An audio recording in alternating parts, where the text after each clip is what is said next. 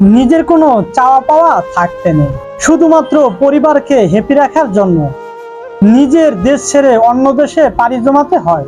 হ্যাঁ, এটাই প্রবাস। পরিবারের সচ্ছলতা ফিরিয়ে আনার জন্য হাড়ভাঙ্গা পরিশ্রম করতে হয়, তাও এমন একটা জায়গায় যেখানে মা বাবা, ভাই বোন, আত্মীয় স্বজন কেউ থাকে না। অসুস্থ হলেও দেখার মতো কেউ নেই।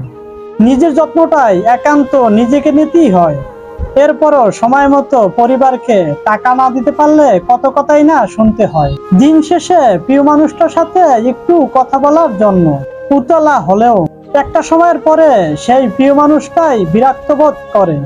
এমন অনেক মানুষ আছে যারা সময় মতো দেশে ফিরতে না পারার কারণে তার প্রিয় মানুষটাকে হারিয়েছে, অন্যের হয়ে যেতে দেখছে। এই কষ্টগুলো একান্তই নিজের, শেয়ার করার মতো কোনো মানুষ পাওয়া যায় না। এরপরও মাসের শেষে তাকে বলা হবে, এই মাসে একটু বেশি করে টাকা পাঠাতে পারবি? অনেকে এটাই বলে না, তুমি সেখানে ভালো আছো তো?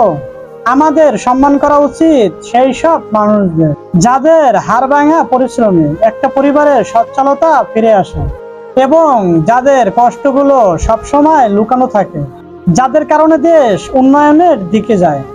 ভালো থাকুক সকল প্রবাসী ভাই ও বোনেরা। আল্লাহ তাদেরকে হেফাজত করুক।